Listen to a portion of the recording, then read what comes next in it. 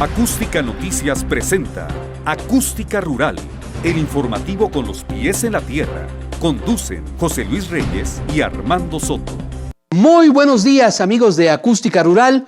Somos la primera cadena de radio rural en México. Gracias por estar con nosotros esta mañana.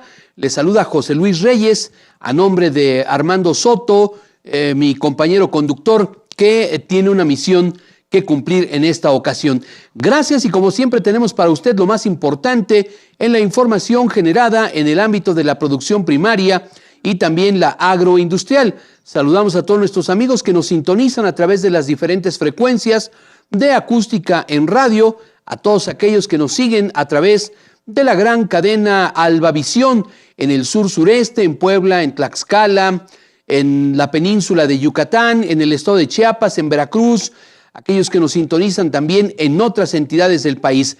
Sean todos ustedes bienvenidos y pues vamos a entrar en materia.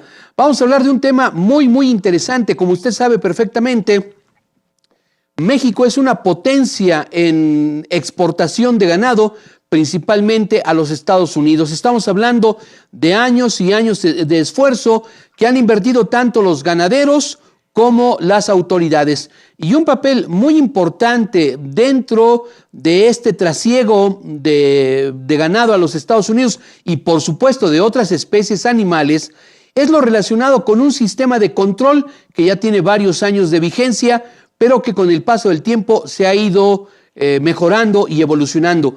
Me refiero al famoso arete que porta el ganado en la República Mexicana y mediante el cual se puede identificar el origen, la alimentación, la medicación, la vacunación que ha recibido el animal para que pueda ser movilizado, para que pueda ser trasladado a otras entidades, a otros países, para que pueda ser comercializado y también sacrificado. De ello vamos a hablar con el doctor Baldomero Molina. Él es director del Sistema Nacional de Identificación Individual de Ganado, el famoso SINIGA, que es un elemento, reitero, importante para todo este tema que tiene que ver con la sanidad y la rastreabilidad del ganado en México. Baldomero, muy buenos días. Muchas gracias por tomar la llamada de Acústica Rural. José Luis, muy buenos días. Muchas gracias por la invitación que hacen al Centro Operativo Nacional del Sistema Nacional de Identificación Individual del Ganado para participar en este importante programa como es Acústica Rural, y saludamos también a todos los que escuchan este importante programa. Muchas gracias. Gracias, Baldomero. ¿Cuáles han sido los esquemas de mejoramiento más importantes que ha experimentado el aretado para facilitar la sanidad y la trazabilidad del ganado en México?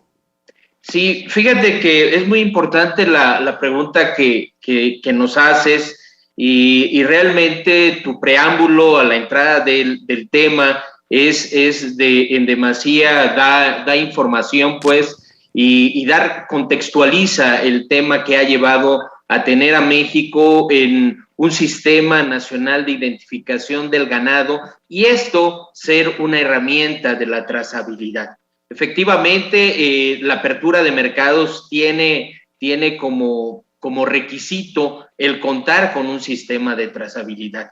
Y las organizaciones ganaderas, en específico la Confederación Nacional de Organizaciones Ganaderas, desde el año 2003-2004, en coordinación con el gobierno federal en ese entonces, establecieron un sistema de identificación del ganado aunado a un programa que se tenía en ese entonces como fue el PROGAN o Programa Ganadero.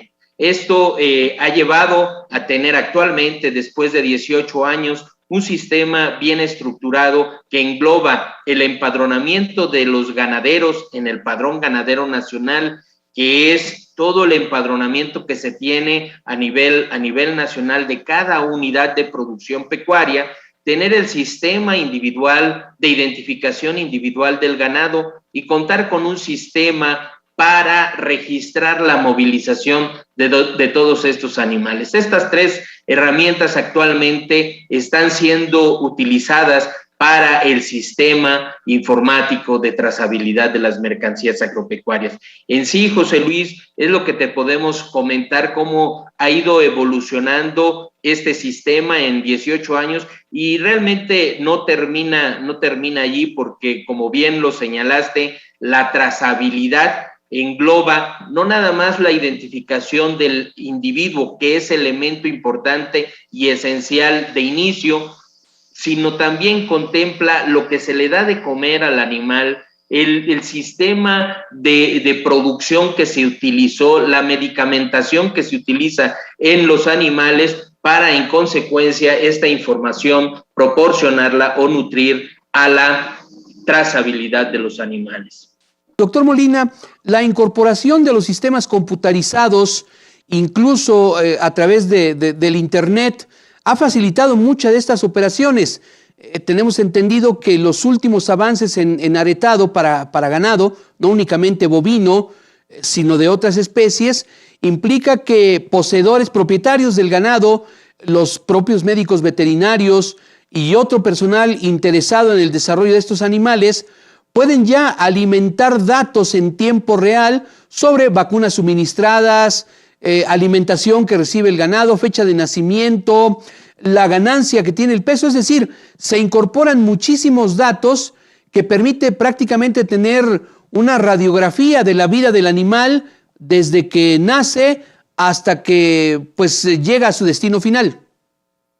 Efectivamente, José Luis, lo que se busca en la modernización de los sistemas y en una incorporación de información de lo que ya se tiene de inicio es nutrir a través de los sistemas informáticos, de las nuevas tecnologías, nutrir con mayor información. Pero sí me gustaría en esta pregunta compartir a ti, José Luis, y principalmente a todo el auditorio que escucha Acústica Rural, compartirles que la identificación animal no es el simple hecho de ponerle un arete al animal, una serie o un número que lo identifica toda su vida a ese animal, sino principalmente contar con información soporte de la fecha de nacimiento del animal, de la unidad de producción donde nació ese animal, de las unidades de producción donde estuvo el animal y donde llegó a su finalización. Eso es en primera instancia lo que ha sido el Sistema Nacional de Identificación Individual del Ganado, que toda esta información es almacenada en una base de datos que es de uso para la movilización de los mismos. Pero efectivamente, en este año, en febrero del 2021, se emitió un acuerdo por parte de la Secretaría de Agricultura y Desarrollo Rural de la creación del Sistema Informático de Trazabilidad de Mercancías Agropecuarias, Acuícolas y Pesqueras. Y esto le da mayor utilidad a estas tres primeras herramientas que desde hace 18 años han ido gestándose y le da mayor utilidad, pero además enriquece la información. Te repito, la trazabilidad no es nada más colocar un identificador, la identificación no es nada más colocar un arete al animal, sino principalmente resguardar información de utilidad para el manejo productivo o técnico del individuo, del animal, para poder proporcionar esta información a los productores y a los consumidores, lógicamente. También compartirte, José Luis, que este sistema informático de trazabilidad de mercancías, en este primer año, lo que pretende es ir generando la información hacia las diferentes cadenas productivas para poder nutrir con la información que pueden complementar estos diferentes eslabones de la cadena, como puede ser un desarrollador de ganado, como puede ser un engordador de ganado, proporcionar la información que es trazable dentro de la unidad de producción y nutrir estas bases de datos que en conclusión pueda llevar a ser más completa la información que puede ser de uso para el consumidor final. Doctor Molina, en estos momentos, ¿a cuánto asciende el Padrón Ganadero Nacional? ¿Cuántas unidades de producción y cuántos elementos lo integran? Me imagino que esta es una información sumamente volátil, si se me permite utilizar el término, tomando en cuenta que hay nacimientos y con todos los días debe de haber nacimientos, todos los días debe de haber venta, movilización, sacrificio, pero ¿se tiene un estimado de cuánto asciende el Padrón Ganadero Nacional en unidades de producción y en elementos? Sí, fíjate que efectivamente no es que sea volátil como el término que utilizas, pero sí es cambiante en tiempo real. Exactamente. Es decir, todos los días hay un registro o una actualización de ese padrón. Todos los días tenemos una infraestructura de atención de casi 1,100 espacios de atención distribuidos en todo el territorio nacional a través de ventanillas autorizadas SINIGA, a través de ventanillas autorizadas locales y de centros de servicio que estos espacios lo que hacen es dar los servicios a los productores para que diario dan los servicios, pero cada que el productor lo requiera pueda actualizar su información de cada unidad de producción. Pero no nada más es el rancho donde nacen los animales, que los consideramos como unidades de producción pecuaria, sino también los prestadores de servicios ganaderos, que estos son diferentes eslabones que otorgan servicios durante el trayecto de la cadena de producción y de valor. Entonces, realmente es un compendio de una base de datos, no es un compendio, es una base de datos que permite ser actualizado periódicamente. Por eso comentaba, es en tiempo real que se puede dar la información. Entonces, es cambiante. Y las unidades de producción que hasta el día domingo 19 de septiembre estaban como vigentes o actualizadas, pues el día de hoy puede ser otra la cantidad al cierre de los servicios en las ventanillas. Entonces, es actualizable diariamente, está en tiempo real. Baldomero, igualmente el número de animales. Doctor Molina, perdón por la interrupción. Sí. Tenemos que hacer una breve pausa. Es momento de escuchar a nuestros amables patrocinadores. Claro que sí. Y de regreso continuamos platicando. Claro que sí. Gracias. Amigos, adelante. Están ustedes en Acústica Rural. Recuerde, también estamos a través de Facebook y a través de YouTube como Acústica Noticias. Regresamos enseguida. Gracias por estar con nosotros.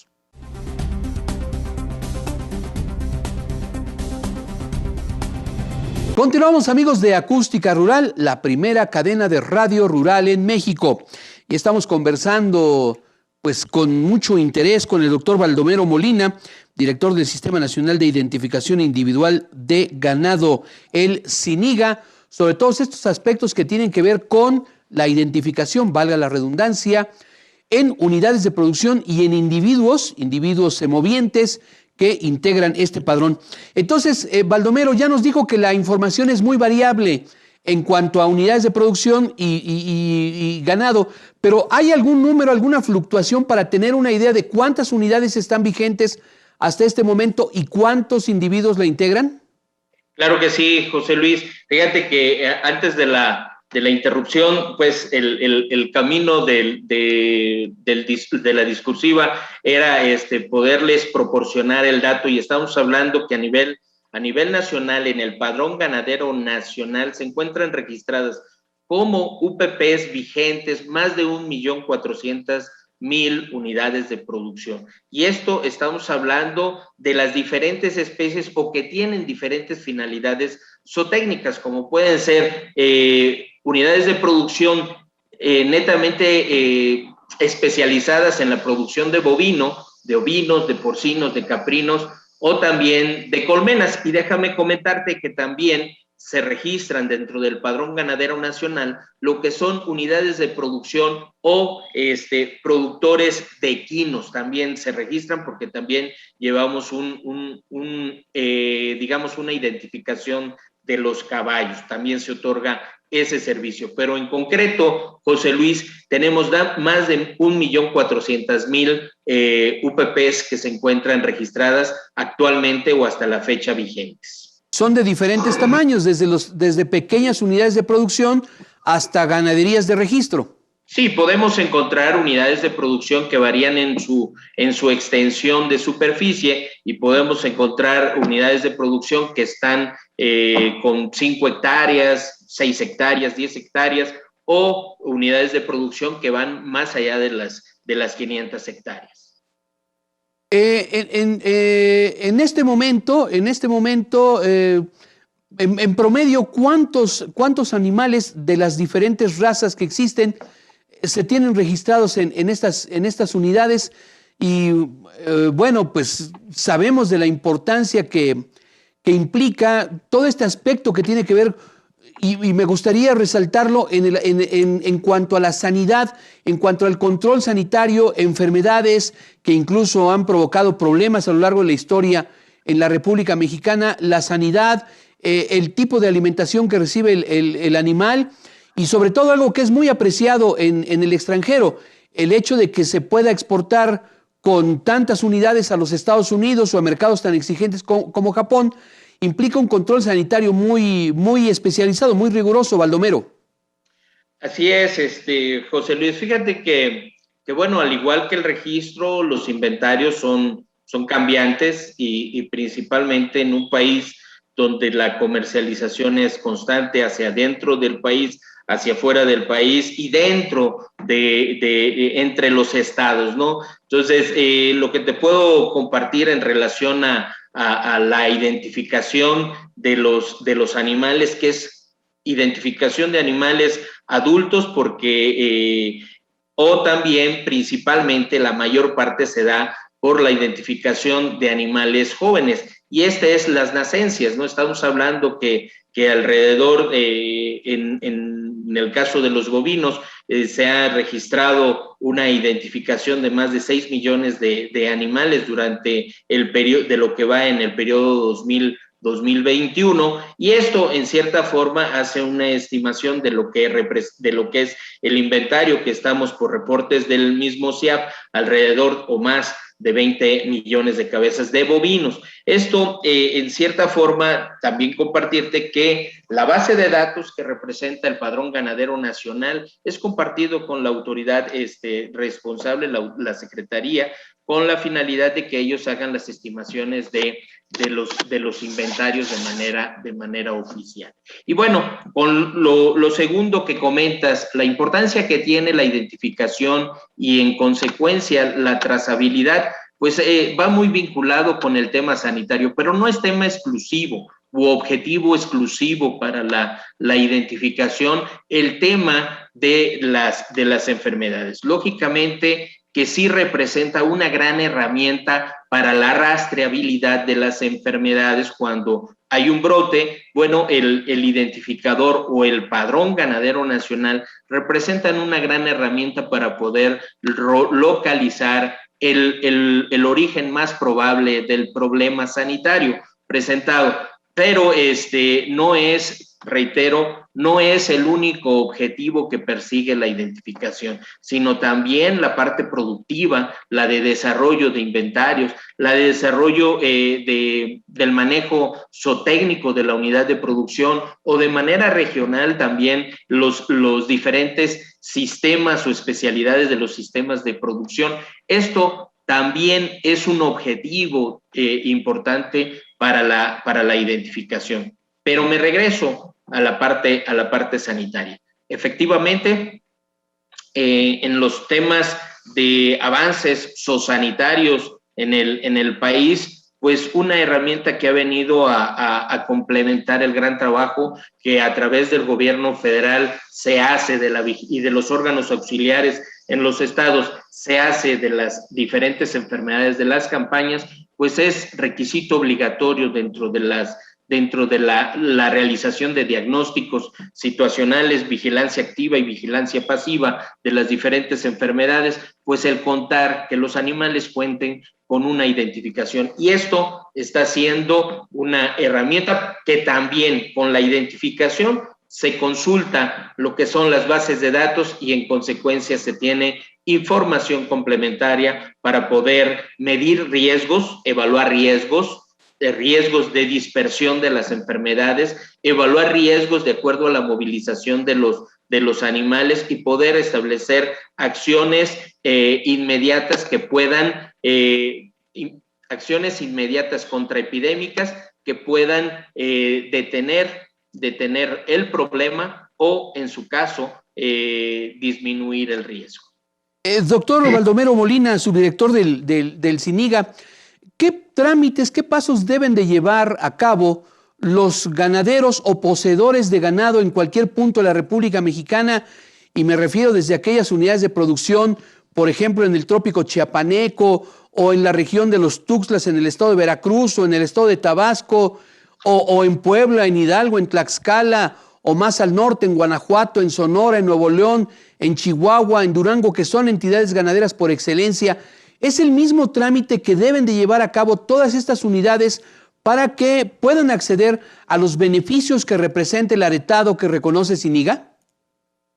Sí, fíjate, José Luis, que el Centro Operativo Nacional en estos 18 años, con el apoyo, el trabajo con la autoridad competente, como es la Secretaría de Agricultura y Desarrollo Rural, ha hecho un gran esfuerzo por estandarizar los servicios.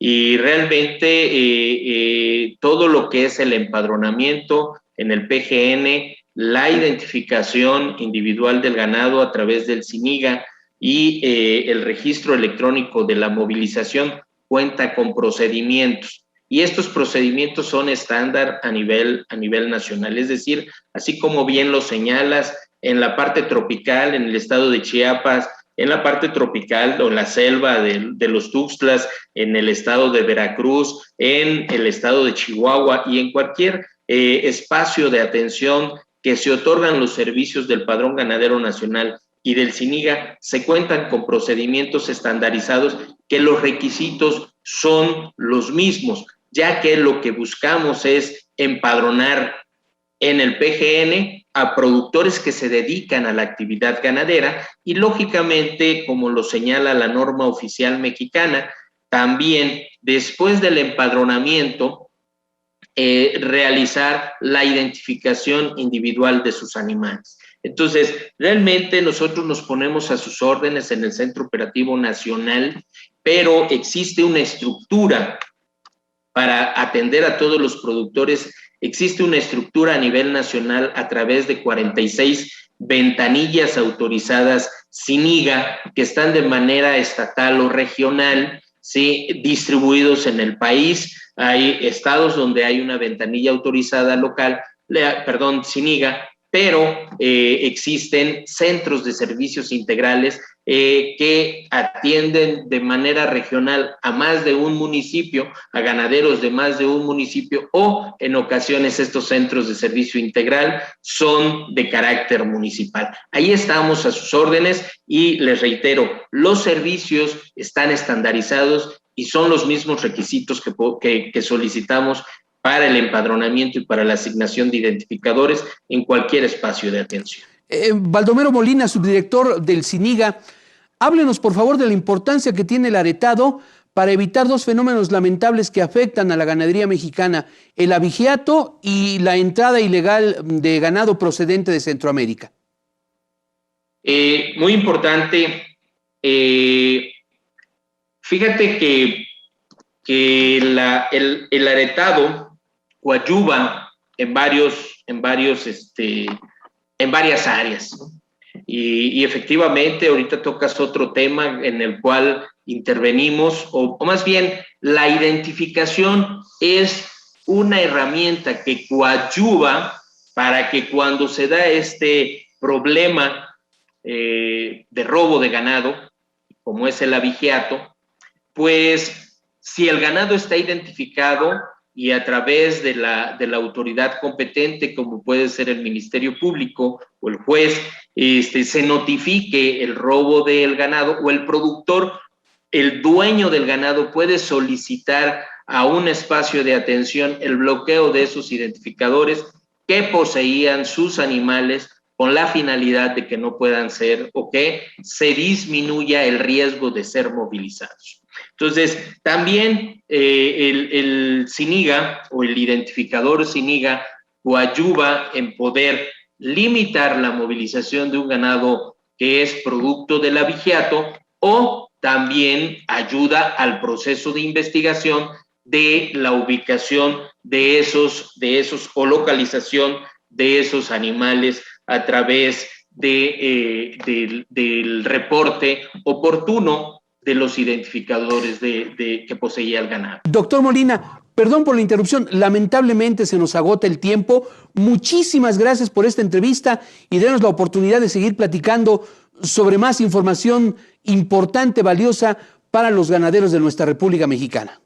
José Luis, claro que sí, estamos a sus órdenes como siempre, y bueno, nada más dejarles la invitación. Estamos realizando los coloquios regionales sobre identificación y trazabilidad animal, que los realizamos cada viernes. En la página de Facebook de SINIGA Oficial pueden encontrar estas convocatorias, y estamos a sus órdenes igualmente para Acústica Rural, para la producción de Acústica Rural y para todos los conductores de este excelente programa. Estamos a sus órdenes y con el interés de cada día más acercarnos al productor y darle un mejor servicio. Muchas gracias.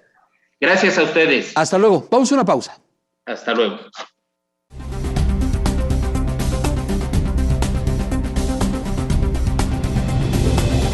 Continuamos, amigos de Acústica Rural, la primera cadena de radio rural en México. Recuerde, nos encuentra en radio en diferentes plazas de la República Mexicana, en televisión a través de la gran cadena Albavisión, en diferentes regiones de nuestro país, principalmente en el sur-sureste, aunque también estamos en algunas entidades del noreste de la República Mexicana, hasta donde les enviamos un muy cordial saludo.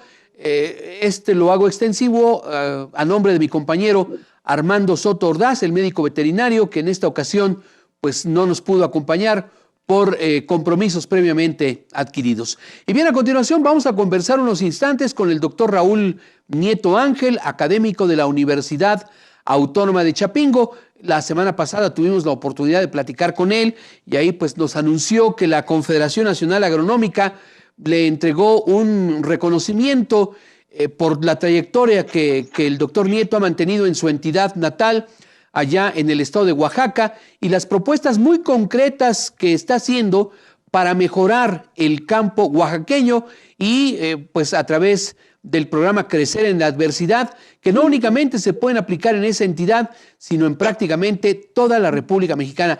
Doctor Nieto, en primer lugar, muchas gracias por aceptar nuestra llamada y muchas felicidades por este reconocimiento que le otorga la Confederación Nacional Agronómica.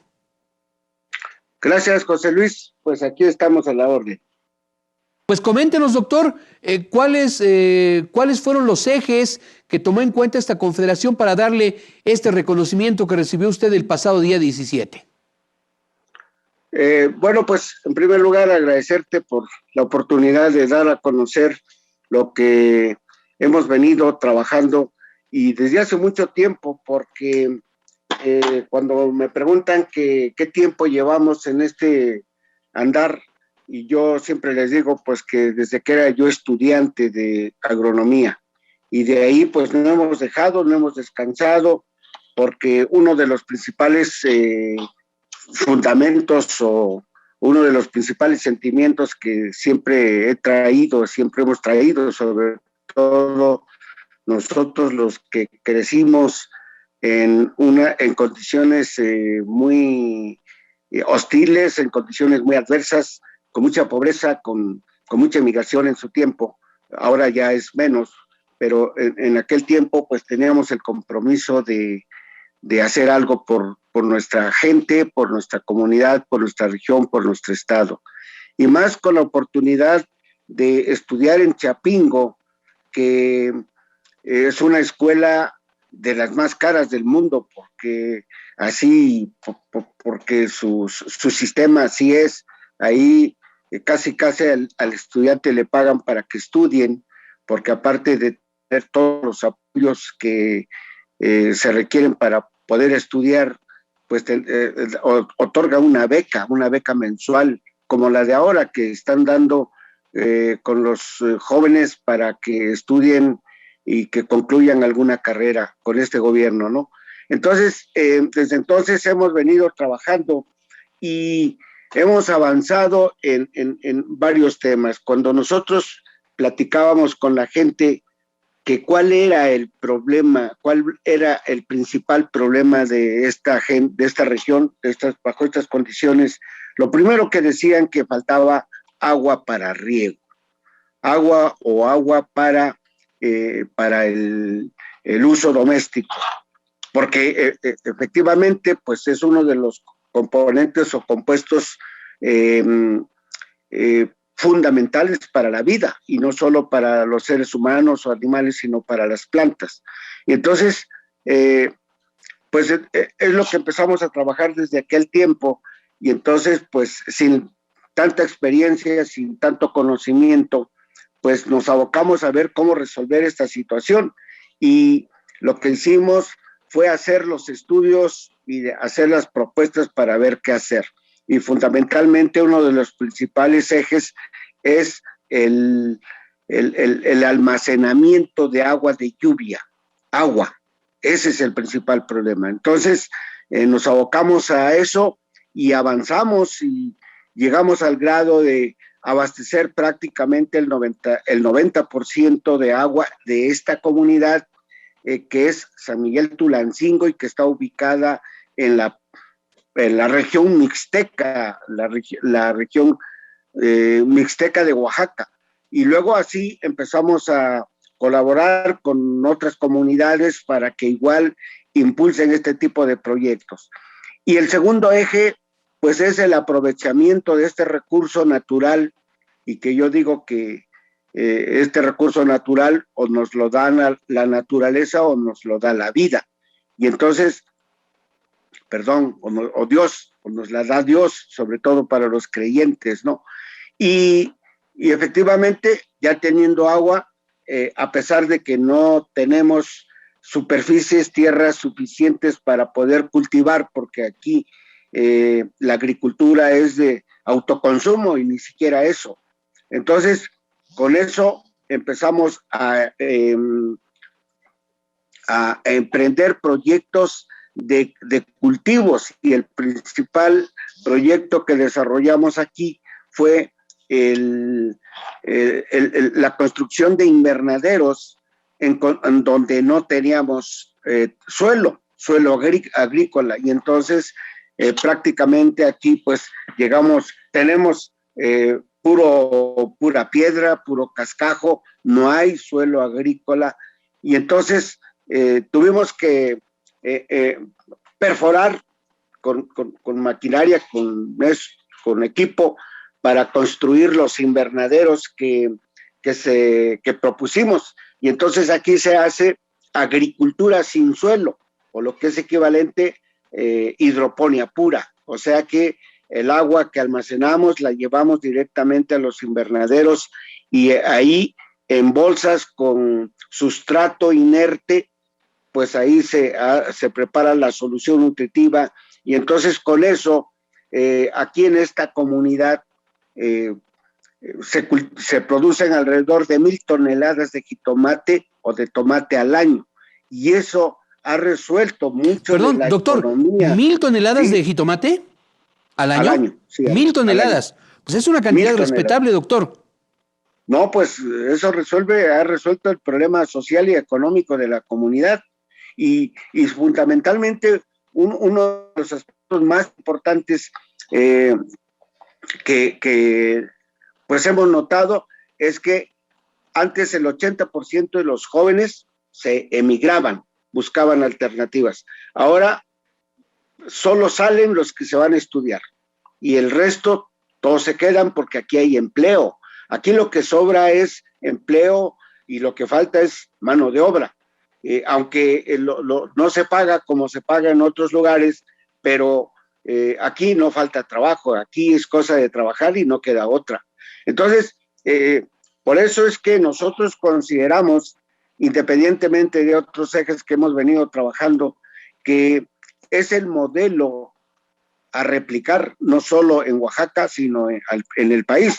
Inclusive con esta propuesta, porque el proyecto le hemos denominado Crecer en la Adversidad, con esta propuesta hemos participado en diferentes convocatorias para reconocimientos. Uno de ellos son los premios Latinoamérica Verde, que hemos participado en el 2019, 20 y 21, y hemos estado en los primeros lugares, porque esto es lo que se reconoce que este es el modelo a replicar para que las diferentes comunidades puedan salir del rezago que tienen.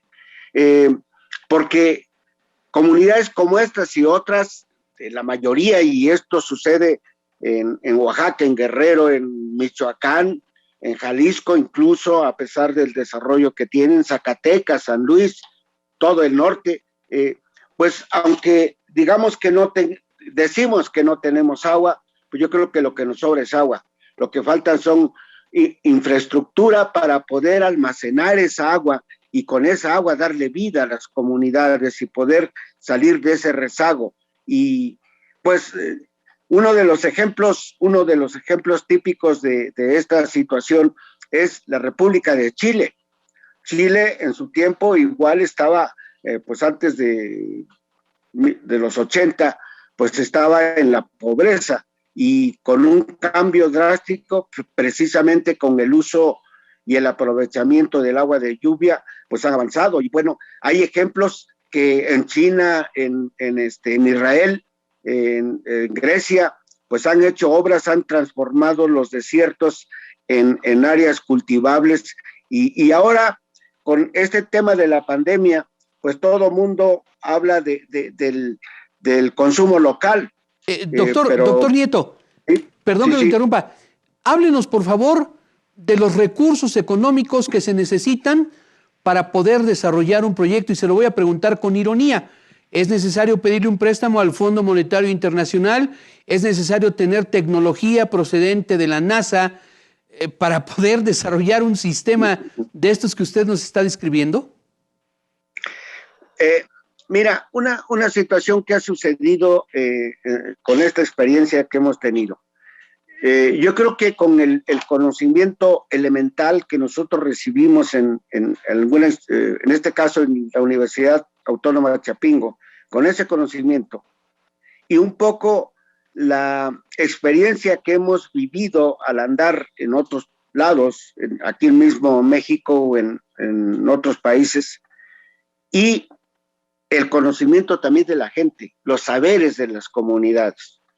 Hemos hecho un híbrido y con eso es suficiente, así se empieza. Ahora, aquí efectivamente hemos tenido algunos apoyos por parte del Estado, pero yo creo que no ha pasado del 30%, y eso lo hemos hecho nosotros y lo hemos gestionado. Y la mayor parte del recurso que se ha necesitado, pues lo hemos logrado a través de créditos de la banca privada. Entonces, pues hay que pagar intereses, y todo esto es muy, muy, muy caro. Entonces, yo creo que no se necesita llegar hasta grandes, acudir a lugares a donde luego va a ser imposible poder pagar, al menos que haya alguna instancia que pueda apoyar con un cierto porcentaje a fondo perdido. Sin embargo, ya estamos planteando a ver si estos proyectos pueden ser observados, si pueden ser aceptados, si pueden ser apoyados por parte del Banco Interamericano de Desarrollo. Ahora, porque ya tendremos que pasar a otra fase, y sobre todo que tenemos que hacerlo extensivo con otras comunidades. Entonces, yo digo que con voluntad y Doctor Nieto, recursos, perdón que lo interrumpa, sí. Tenemos que escuchar a nuestros amables patrocinadores. Nos regala, perdón, disculpe usted, nos regala unos cuantos segundos y regresamos. ¿Cómo no? Gracias. No, estamos a la hora. Está usted en Acústica Rural, la primera cadena de radio rural en México. Regresamos enseguida.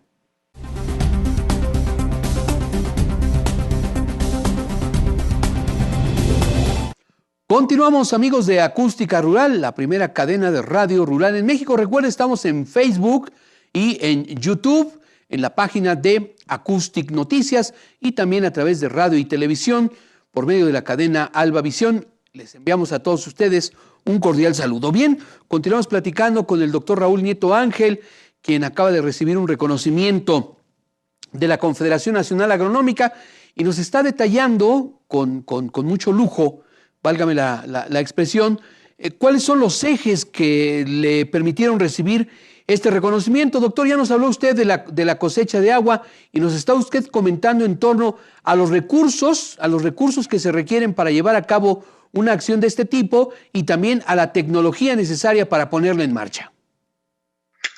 Sí, pues comentaba yo que yo creo que para poder empezar no se requieren tantos recursos, lo que más se requiere es voluntad.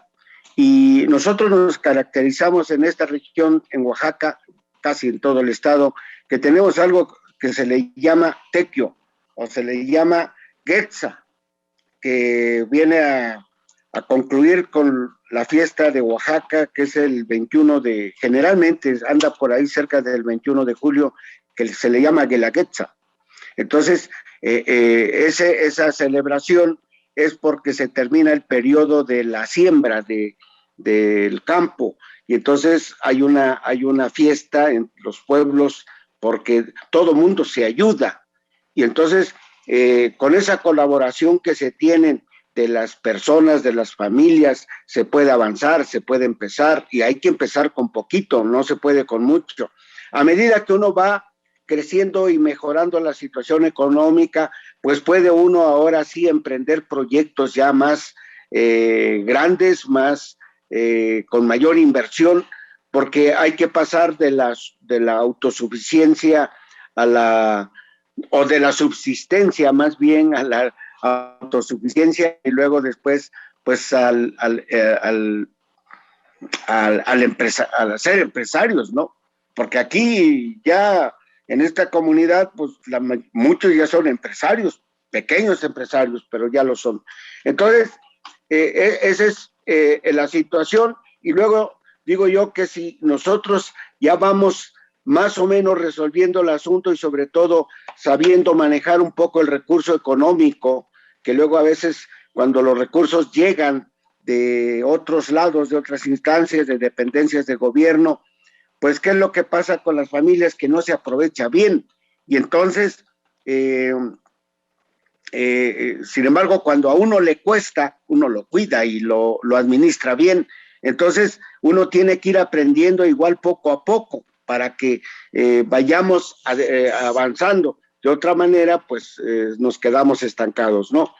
Entonces, los otros ejes con los que hemos trabajado, y dada la situación de deforestación y de erosión, de mucha erosión, estamos trabajando en lo que le llamamos la restauración forestal, o sea, la plantación de árboles forestales en las áreas que son comunales, que corresponden a la comunidad.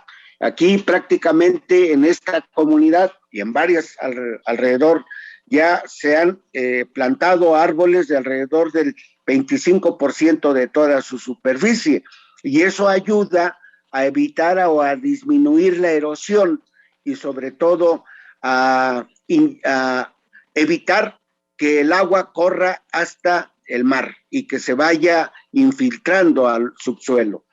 La otra parte, el otro eje, es el aprovechamiento del recurso natural que es el sol, y con eso se ha lo hemos aprovechado con los calentadores solares. Aquí en esta comunidad todas las casas tienen calentador solar, y la otra es el aprovechamiento con paneles solares. Entonces, todo eso. Y además, una política que hemos establecido es que nadie contamine los ríos con los desagües del drenaje, nadie. Aquí entonces todo mundo tiene fosas sépticas y nadie descarga, y como estamos en una condición muy seca, o sea, un ambiente muy seco, aquí todo se evapora, o sea, no hay ningún problema, no hay contaminación, no hay nada, las fosas sépticas están bien cerradas, porque ahí trabajan con bacterias normales, o sea que todo se degrada, no pasa nada. Doctor Nieto. Sí. Perdón, ya nos explicó usted, el programa Crecer en la Adversidad tiene como primer eje, como primer objetivo, que los productores agrícolas de Oaxaca y en general del país tengan primero autosuficiencia, sean capaces de generar la mayor parte de la alimentación que consumen a diario. Posteriormente van evolucionando y comienzan a penetrar en una etapa empresarial a través de la construcción de invernaderos, teniendo resuelto el problema del recurso hídrico, es decir, a través de la captación hay agua suficiente para que el cultivo pueda crecer en estas condiciones tan particulares que representan los invernaderos. Y permítame tocar la última parte, que sería, ¿qué propone Crecer en la Adversidad para el esquema de comercialización? ¿Cómo voy a buscar, yo que ya he ido avanzando en estas etapas, en dónde colocar mis productos? Bueno, ahora con el tema de la pandemia y que se ha dicho que hay que consumir lo local y que no podemos movernos a otros lados y menos emigrar. Entonces, cuando se busca el consumo local, resulta que en las comunidades, y así está todo México, no hay producción para el autoconsumo o para el consumo de la gente de las comunidades. Yo siempre digo que si cerráramos los accesos a las comunidades para que no llegue alimento de fuera, de forma paulatina va a haber hambre porque no hay de comer. Entonces tenemos que rescatar lo que antes hacíamos hace 40, 50, 60 años, en el que cada casa producía sus propios alimentos, casi por lo menos el 30, 40% de sus alimentos. Entonces, aunque nos quejemos y aunque pensemos que no hay posibilidades de comercio, de venta, de mercadotecnia, eso no es así. Realmente quien se dedique a producir, aunque sea poco, vende todo. Porque aquí, de todos lados, los alimentos llegan o del Bajío o del norte del país, o del extranjero. Porque, nada más como dato, solo hay 8 empresas a nivel internacional que alimentan a la humanidad. O sea, han acaparado todo lo que es alimento. Y quien tiene la comida, tiene el poder económico, social y político. Ellos controlan todo. Entonces, si cada comunidad fuera autosuficiente desde el punto de vista alimentario, no tendríamos ningún problema. Es más, en algunas todavía se sobrelleva lo que es el trueque. Se va a los mercados, uno lleva 1 o 2 productos, el otro lleva otros y hay intercambio. Y entonces... Doctor Nieto, tocó usted un tema fundamental. En varias ocasiones, la Organización de las Naciones Unidas, a través de la FAO, que es el organismo encargado de la alimentación y la agricultura, ha dicho que algo que ha aumentado de precio de manera sostenible y constante desde antes que iniciara la pandemia son los alimentos. Y usted lo menciona, hay empresas multinacionales globales que controlan la producción, que son capaces de ofrecer alimentos enlatados, envasados, a precios más o menos competitivos, pero el precio de la comida lamentablemente no ha dejado de aumentar en el mundo, doctor. Así es. ¿Y qué hubiera pasado si ahora con el tema de la pandemia, como decían, quédate en casa, los agricultores, los campesinos se hubieran quedado en casa? Pues igual no hubiera disminuido y se hubiera incrementado los costos de los productos agrícolas. Entonces yo creo que con este tema de la pandemia es una gran oportunidad para reflexionar y ver qué hacer. Y precisamente el proyecto Crecer en Adversidad es ese. Proponer la propuesta que estamos haciendo, porque además ya lo hemos hecho y hemos demostrado que sí se puede tanto producir como comercializar y como todo. Nosotros todo lo que producimos no tenemos ningún problema. Es más, para que tengas idea, con una especie, un cultivo que es pitahaya y que lo estamos promoviendo a nivel nacional, tenemos demanda en el país y del extranjero. Todo mundo quiere para exportar, pero toneladas, muchas toneladas, y no hay. Entonces, ahí está nuestra oportunidad, y más que, sobre todo, muchas de estas especies son nativas de México, que están muy adaptadas. Entonces, yo digo que el problema es que nos han vendido que sale más barato consumir, más bien sale más barato comprar que producir, y eso no es cierto. Y sobre todo, cuando hablemos de inocuidad, nosotros sabremos qué podemos producir con calidad para poder consumir. Sin embargo, cuando compramos productos agrícolas que vienen de fuera, inclusive para que tengas idea, muchos de estos productos pueden llegar a tener hasta 25 aplicaciones de pesticidas que pueden dañar le dañan a los insectos o a los patógenos y a las enfermedades de las plantas, pues igual nos afectan a nosotros, y eso no lo tenemos presente, y por eso es que yo creo que ahora más que nunca hay que estar en esa situación de volver a empezar y regresar lo que nuestros papás y nuestros abuelos hacían, de producir por lo menos el 40-50% de los alimentos que consumimos. Pues doctor Raúl Nieto Ángel, académico de Chapingo, felicidades por este reconocimiento que recibió, y permítanos seguir en contacto con usted, doctor. Estamos a la orden, y creo que este reconocimiento es igual como un llamado a la conciencia para que lo divulguemos, para que todo el mundo se entere que lo hemos logrado, y nos lo dieron pues por el trabajo que hemos venido haciendo, y a lo mejor no hemos avanzado tanto, pero yo creo que doctor, el fundamento es ese, de poder rescatar el campo mexicano. Gracias, doctor. Muy amable, gracias. Hasta luego, buenos días, el doctor Raúl Nieto Ángel. Y bueno, quiero ofrecer una disculpa en torno a nuestro primer entrevistado, el doctor Baldomero Molina. Erróneamente lo presenté como director, es subdirector del Centro Operativo del Sistema Nacional de Identificación Individual de Ganado, el SINIGA. Bien, pues prácticamente estamos llegando a la parte final de Acústica Rural. Muchas gracias por habernos acompañado. Le reitero, recibe usted un saludo cordial de Armando Soto Ordaz, mi compañero coconductor, que se encuentra cumpliendo una misión previamente asignada.